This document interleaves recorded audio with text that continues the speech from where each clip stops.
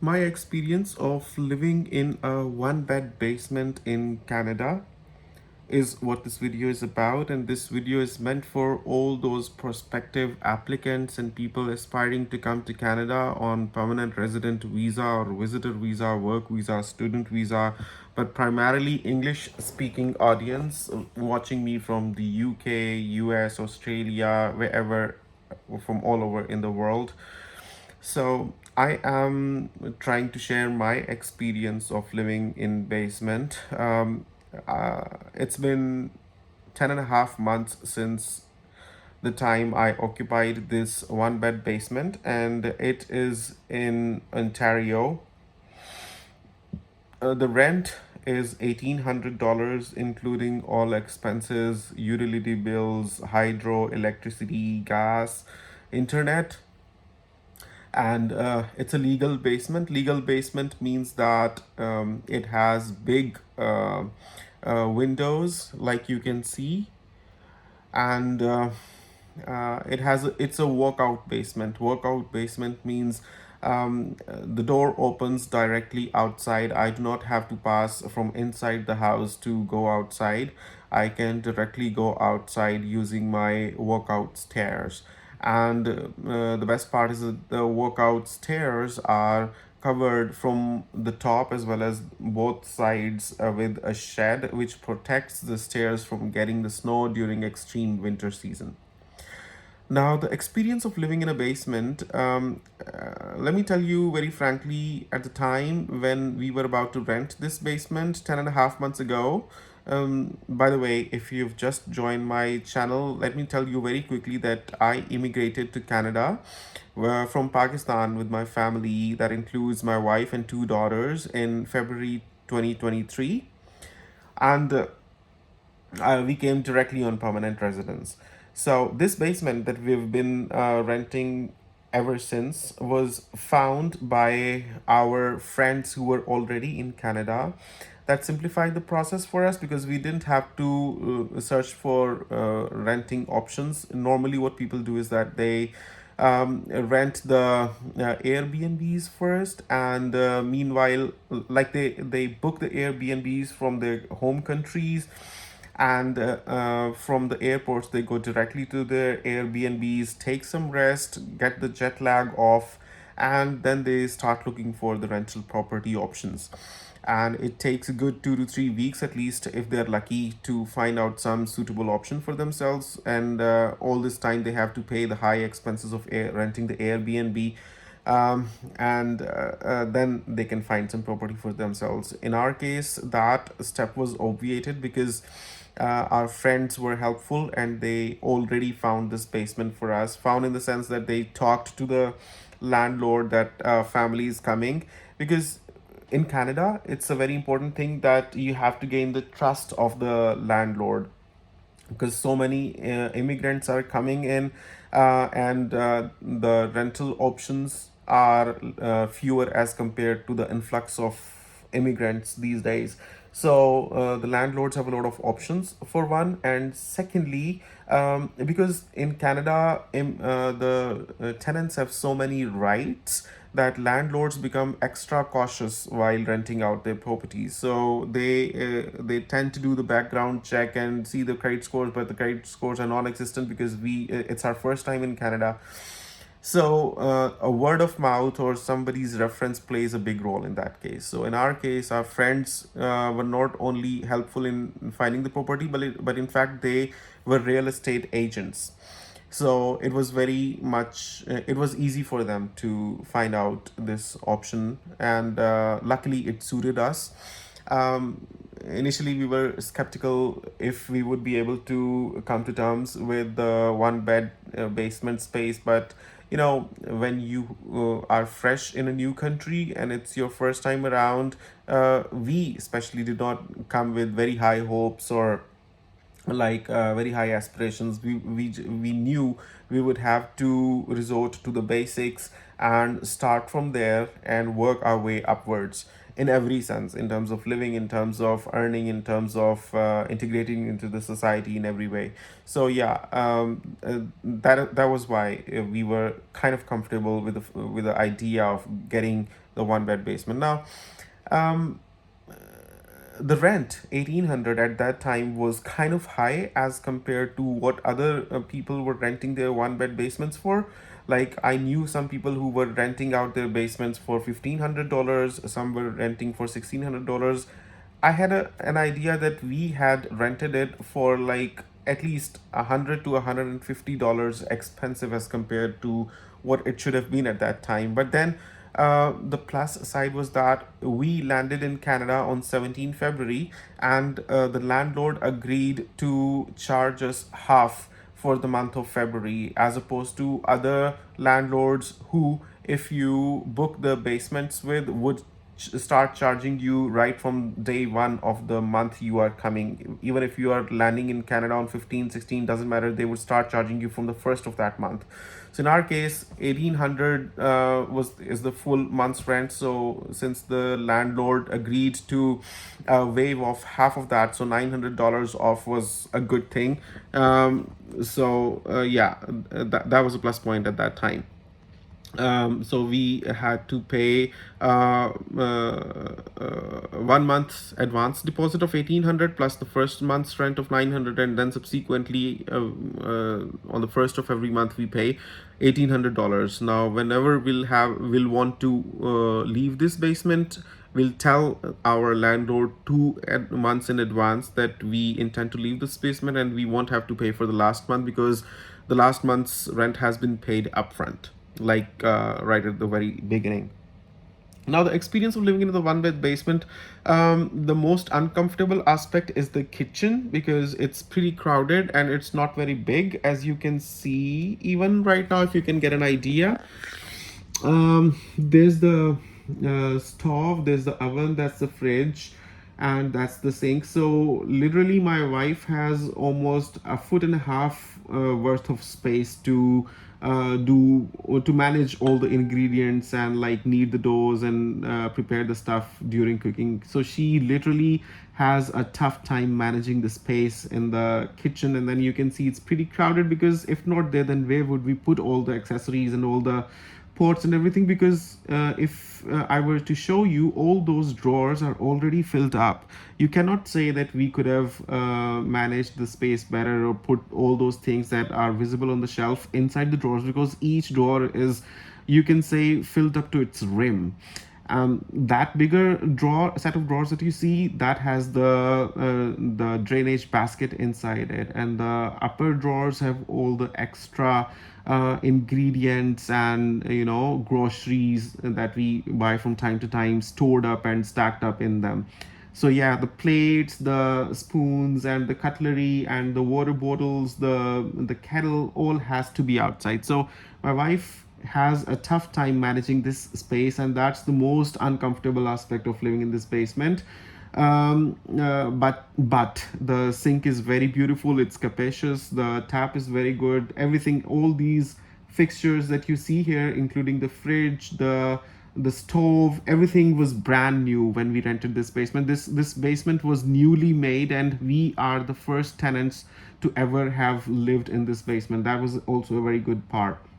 So all the drywalls were very, very clean, no stains, the floor was very clean, and it was brand new. All the fixtures were brand new, and everything was good and functional. And the best part, if anything goes out of order, we don't have to fix anything, we just have to tell the landlord. The landlord is responsible to provide us with fully functional fixtures and everything. If I were to show you, that's the space where we've got the what do we, yeah, washing machine and the dryer sitting on top of each, like the dryer is sitting on top of the washing machine, and that's an extra space where we've put our luggage bags and everything. Then there's the TV, and then if I were to show you, this is the one bed, and next to it is the washroom. If you'd like to see that, do comment below. I would show you full house. Like right now I'm just trying to show you whatever I can sitting on this couch, but if you are that interested, do comment below and I will make a full video featuring every part of the house.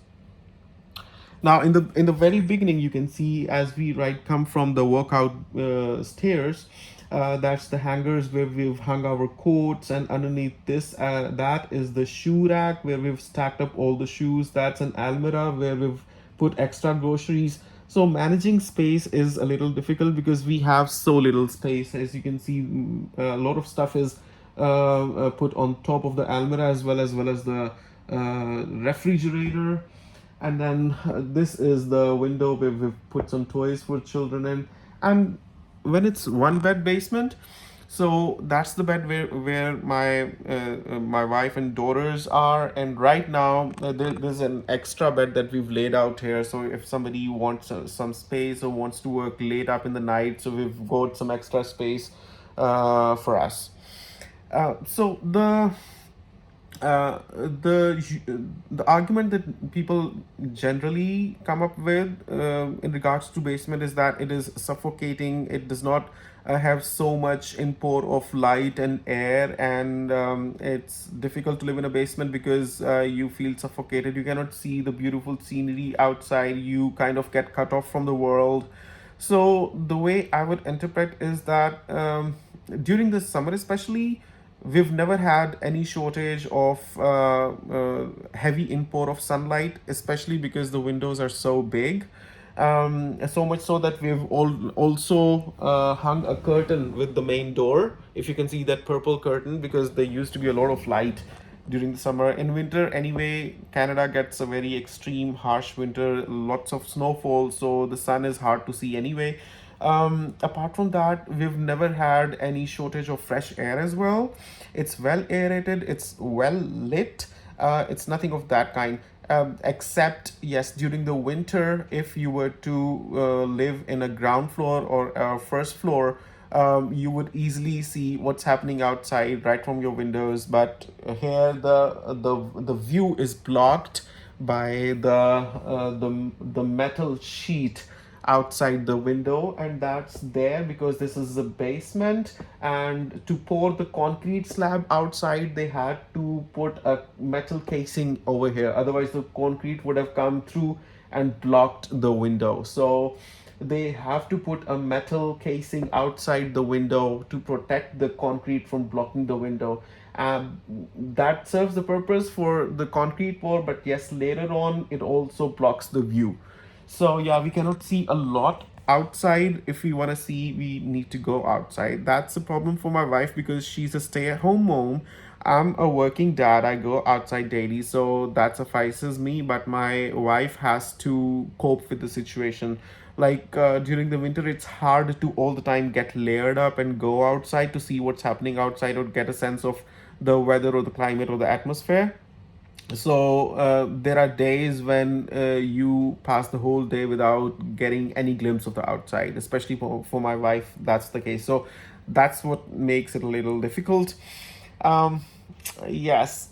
Other than that, living in a basement is for us especially is not a problem because it's a legal basement. As I told you, it's well aerated, well lit. The only problem is that, yes, it's the space. It would have been nice had we got some more space, but then we can also always get more space, but that comes with a lot of cost as well. Like right now in 2024 that we are talking about, if you were to rent a ground floor, you would not be able to get a two-bed ground floor unless you pay a rent of $25, at least $2,500. And that excludes the utilities. Add to it the utilities and the rent goes up to almost $2,800 to $2,900. You'd be lucky if you find an accommodation where you can manage everything, including the ground floor and the utility expenses within 2,500. But it ranges from 2,500 to 2,800. So speaking of that, that makes a difference of almost $700 for us per month. So cutting that out from our savings leaves us with very little purpose staying here in Canada, because that's basically the savings we are counting on, at least a substantial part of the savings, I must say. So yes, it also makes a lot of difference what kind of landlords you have. In our case, our landlords are from the same ethnicity, the same culture, the same country that we come from. We share the same values, the same religion, the same culture. So we also exchange meals and sometimes we visit them as well. And like they're nice people, and they've been very helpful as well, like especially in the start when we didn't have any conveyance or any car. They would take us to grocery shopping as well. Sometimes when I was outside, I couldn't come back home, they and my wife need to go somewhere, they would assist. Especially uncle is very nice. Yeah, so they helped us with the groceries and all those kinds of things. uh, so yeah, in our case, the landlords have been very nice, and we've been blessed that way, and that makes a lot of difference, especially in the earlier days, because you need a lot of help in a lot of areas, in many aspects of life, trying to settle in a new land. So yeah, our landlords were nice, and the basement was new, and the fixtures have been all new. I remember one time our dryer stopped working. It just went out of order. We just had to tell the landlord, and the landlord put the previous dryer outside and installed a new one. This happened like 3 months ago. So yeah, that's a big relief, at least, because in Canada, repair and maintenance is very expensive, and that especially comes very hard to the landlords, because they have to manage all those expenses. But as a tenant, yes, you have to pay the rent on time, which Alhamdulillah was possible for me. First, because we had brought enough proof of funds from Pakistan as new immigrants, and then later on, I got the first job as a technical sales specialist, and then the second job, especially as a white collar job in my own profession. Now, if you would like to know how I secured my jobs in Canada, what tips and tricks I used, what kind of Canadian format resume I used, because that paved the way for me to get good jobs in Canada. If you'd like to know about that, do comment below, and I'll make a good video about that for you. Let me know in the comment section if you would like to see my full basement in detail, and if you would like to know about my job search journey, and my job responsibilities, how much I make in Canada, how much we save in Canada. Like literally there can be thousands of topics to talk about. Whatever you want to know, just let me know in the comments below, and I would make detailed videos about that. I hope you liked this video. This is a very genuine, unedited, totally full of truth video. Do make sure that you subscribe to this channel, give it a big thumbs up, share this video, so all those English speaking people who are coming to Canada in 2024 and subsequently do get to watch this video and learn, and prepare for their life in Canada accordingly. See you in the next video. Till then, take care.